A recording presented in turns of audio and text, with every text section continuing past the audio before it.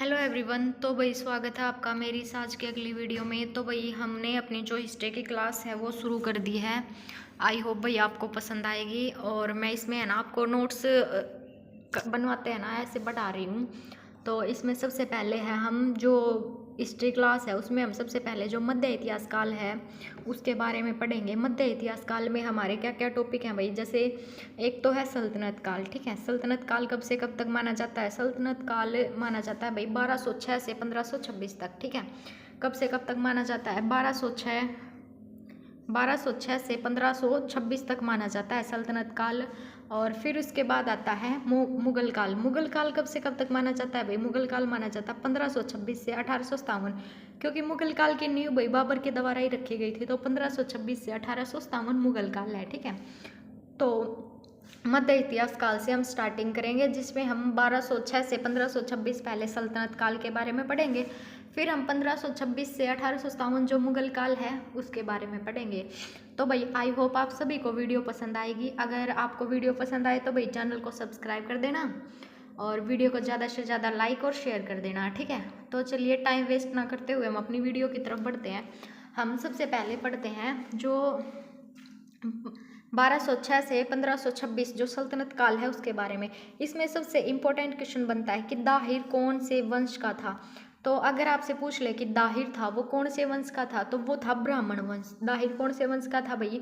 तो दाहिर था ब्राह्मण वंश का माना जाता है। ठीक है, कौन से वंश का माना जाता है? आपसे पूछ ले कि दाहिर, तो वो ब्राह्मण वंश का माना जाता है। फिर उसके बाद हमारा अगला क्वेश्चन है कि जो 712 है, 712 में किस किस के बीच युद्ध हुआ था? तो दाहिर और किसके बीच? जो मोहम्मद बिन कासिम है उसके बीच युद्ध हुआ था। किस किस के बीच हुआ था भाई 712 में? अगर आप साथ साथ नोट्स बनाओगे तो आपके लिए बेस्ट रहेगा भाई। ठीक है, तो दाहिर के बीच में 712 में और मोहम्मद बिन कासिम के बीच में 712 में युद्ध होता है, जिसमें कौन जीतता है? मोहम्मद बिन कासिम है उसकी विजय होती है और जो दाहिर है वो हार जाता है। फिर उसके बाद आता है, अगर आपसे पूछ ले कि सबसे पहले जो जजिया कर है वो लगाने वाला कौन सा शासक था, तो जो सबसे पहले जजिया कर लगाया है वो किसके द्वारा लगाया गया है भाई? जो मोहम्मद कासिम है ना, जो मोहम्मद कासिम है उसके द्वारा फर्स्ट टाइम जो जजिया कर है वो लगाया गया था। किसके द्वारा लगाया गया था भाई? मोहम्मद बिन कासिम के द्वारा सबसे पहले जजिया कर लगाया गया था। फिर उसके बाद है, इसके बाद हम इसको बिल्कुल डिटेल में नहीं जा रहे, हम जो इम्पोर्टेंट पॉइंट बनेंगे उन्हीं इसको कवर अप करेंगे। ये मत सोचना कि भाई आप तो ऊपर ऊपर से करा रहे हो, लेकिन नहीं, जो ये इम्पोर्टेंट है ना सिर्फ यही हम करेंगे। फिर उसके बाद आता है अल्पतगिन। अल्पतगिन कौन था? ये गजनी की स्थापना की थी जिसने वो था अल्पतगिन। ठीक है, जिसके द्वारा गजनी की स्थापना की गई थी वो कौन था? अल्पतगिन। फिर इसके बाद कौन आता है भाई? इसका बेटा। फिर इसके बाद सुपुतगिन आता है, सुपुतगिन आता है। ठीक है, सुपुतगिन के बाद कौन आता है भाई? उसका बेटा आता है महमूद गजनबी। यहाँ से इंपॉर्टेंट क्वेश्चन बनने स्टार्ट होते हैं महमूद गजनबी से। तो चलिए एक बार फिर से आपको रिवाइज करा देती हूँ। मध्य इतिहास काल के बारे में हम पढ़ रहे हैं। तो इसमें सबसे पहले सल्तनत काल है, जिसमें हम 1206 से 1526 को सल्तनत काल मानते हैं। और मुगल काल की नींव भाई बाबर द्वारा डाली गई थी 1526 में पानीपत के प्रथम युद्ध से, और 1857 तक रहा था। फिर इसमें आता है कि आपसे ब्राह्मण वंश का शासक कौन था ये पूछ ले, तो वो था दाहिर। और फिर जो दाहिर है और मोहम्मद बिन कासिम के बीच में युद्ध होता है, जिसमें कौन जीतता है? मोहम्मद बिन कासिम जीत जाता है और जो दाहिर है वो हार जाता है। फिर उसके बाद आता है मोहम्मद बिन कासिम। जो सबसे पहले जजिया कर लगाने वाला शासक है वो कौन माना जाता है? तो वो है मोहम्मद बिन कासिम। जो सबसे पहले जजिया कर लगाता है उसको मोहम्मद बिन कासिम है। फिर है अल्पतगिन। अल्पतगिन के द्वारा किसकी स्थापना की गई थी? तो अल्पतगिन के द्वारा की गई थी गजनी की स्थापना। ठीक है, अल्पतगिन के द्वारा किसकी स्थापना की गई थी? गजनी की स्थापना। फिर उसके बाद आता है, अल्पतगिन के बाद आता है भाई सुपुतगिन। सुपुतगिन के बाद उसका बेटा भाई कौन आता है? महमूद गजनबी। ठीक है, महमूद गजनबी आता है। फिर हम स्टार्ट करेंगे महमूद गजनबी से। महमूद गजनबी के जो भाई आक्रमण है वो उसने 17 बार आक्रमण किए। कितनी बार किए भाई भारत पर? 17 बार। ठीक है, कितनी बार? 17 बार आक्रमण किए। और उसका जो आक्रमण है उसको फिर हम क्या क्या नाम, उसके जो नाम दिए गए ना, उसने हमारे यहाँ 17 बार आक्रमण किए। फिर उसके जो नाम दिए गए इन आक्रमणों के कारण, उसका जो नाम दिया गया वो क्या दिया गया? मूर्ति भंजक। मूर्ति भंजक। और क्या नाम दिए गए? बुत शिकन। और क्या नाम दिए गए भाई? बुत शिकन। ठीक है, ये उसको नाम दिए गए। बुत शिकन मतलब मूर्ति तोड़ने वाला। बुत शिकन का क्या मतलब होता है? साइड में लिख लो, मूर्ति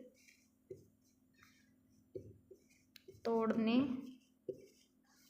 वाला, इसको हम बुत शिकन बोलते हैं। उसको जो ये वो हर बार जब आक्रमण करता था ना तो वो मूर्तियां तोड़ के जाता था, इसलिए उसको बुत शिकन और जो मूर्ति भंजक है ये नाम दिए गए। 17 बार, कितनी बार भाई? 17 बार आक्रमण किया उसने हमारे यहाँ पर। कितनी बार आक्रमण किया? 17 बार आक्रमण किया। और उसमें जो उसने पहला आक्रमण किया, देखो यहाँ पे लिखते हैं, उसने जो फर्स्ट आक्रमण किया वो 1001 में किसके खिलाफ किया भाई? वो किया वह हिंद। 1001 में वह हिंद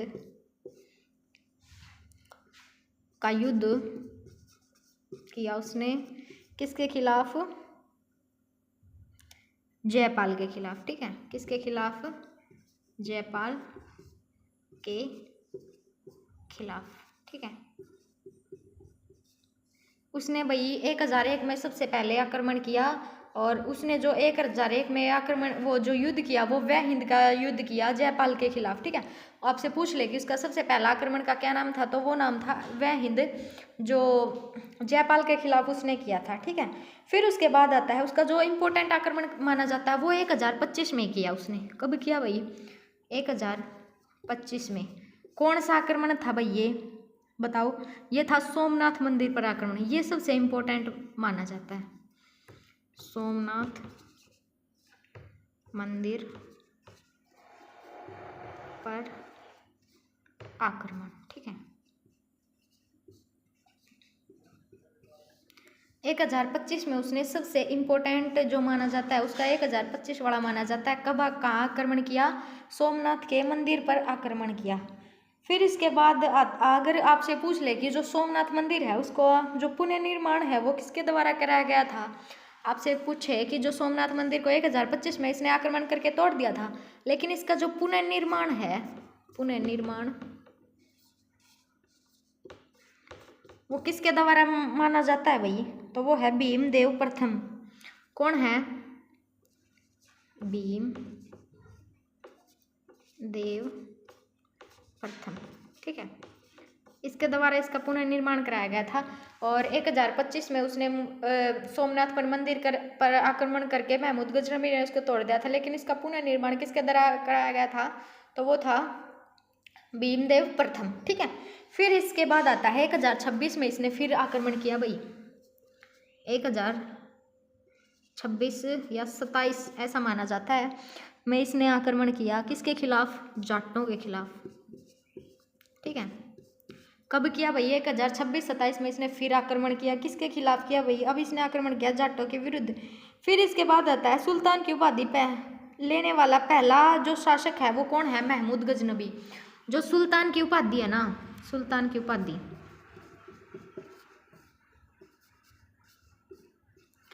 सुल्तान की उपाधि आप साथ साथ चाहो तो नोट्स बना सकते हो।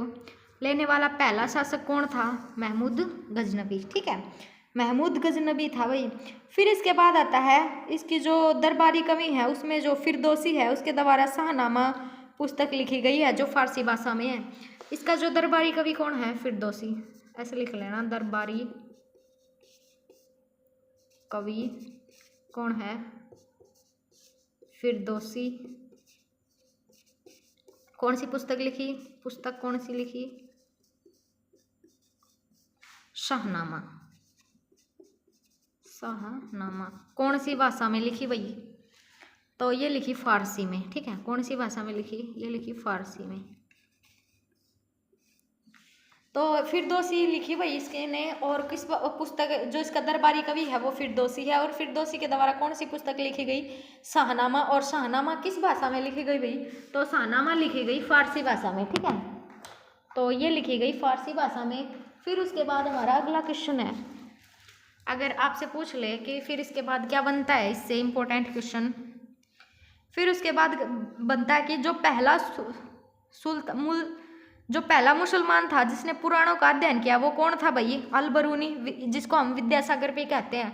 जो पहला मुसलमान है, पहला मुसलमान जिसने पुराणों का अध्ययन किया,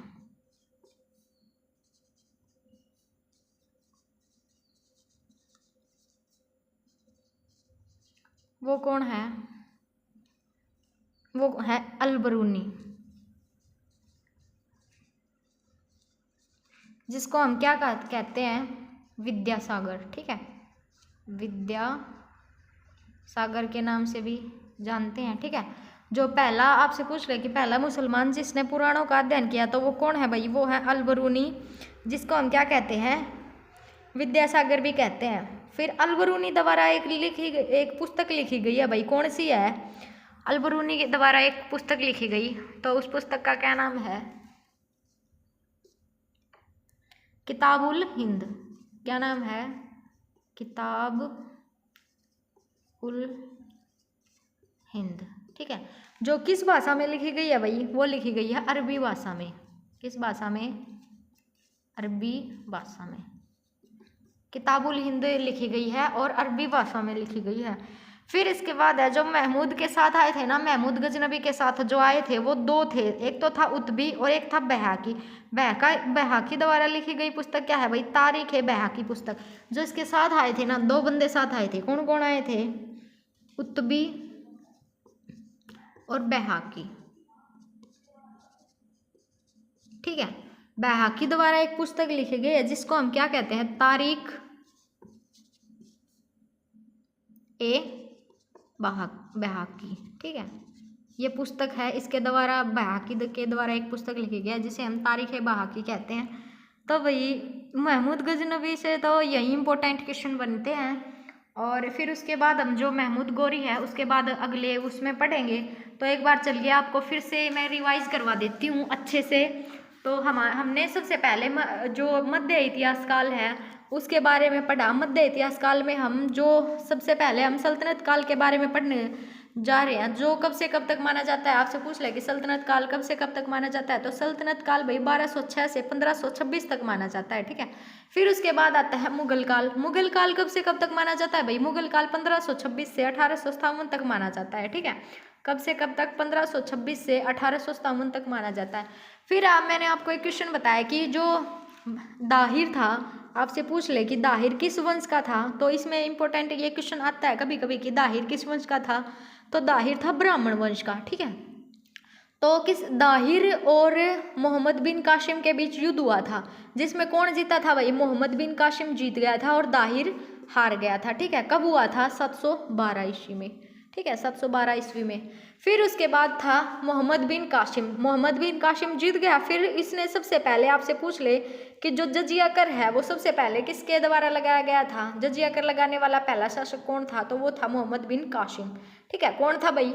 मोहम्मद बिन कासिम था। फिर आता है अल्पतगिन। अल्पतगिन ने किसकी स्थापना की भाई? अगर आपसे पूछ ले कि गजनी की स्थापना किसके द्वारा की गई, तो गजनी की स्थापना की गई अल्पतगिन के द्वारा। किसके द्वारा? अल्पतगिन के द्वारा। फिर उसके बाद है, फिर अल्पतगिन के बाद कौन आया? फिर आया सुपुतगिन। कौन आया भाई? सुपुतगिन राजा बना। फिर उसका बेटा जो था ना महमूद गजनबी, फिर वो बना भाई महमूद गजनबी। फिर हमने पढ़ा कि महमूद गजनबी से इंपॉर्टेंट क्वेश्चन जो जो बनते हैं वो हमने किए कि महमूद गजनबी ने भारत पर कितनी बार आक्रमण किया। तो महमूद गजनबी ने कितनी बार आक्रमण किया भाई? 17 बार आक्रमण किया। और इसने 17 बार आक्रमण किया। तो इसके जो नाम रखे गए वो क्या क्या रखे गए? जैसे मूर्ति भंजक और बुंद सिकन। बुंद सिकन क्या होता है? जो मूर्तियों को तोड़ने वाला होता है वो। ये हर बार मूर्ति को तोड़ के जाता था, आता था हमारे यहाँ पे, तब हर बार मूर्ति को तोड़ के जाता था। तो इसके नाम रख दिए मूर्ति भंजक और बुंद सिकन। अगर आपसे पूछ ले कि ये मूर्ति भंजक और बुंद सिकन किसके नाम है, तो ये है महमूद गजनबी के। फिर उसके बाद उसने जो 1001 में पहला युद्ध लड़ा था वह हिंद का युद्ध, तो वो किसके खिलाफ था भाई? वो पहला युद्ध किसके खिलाफ था?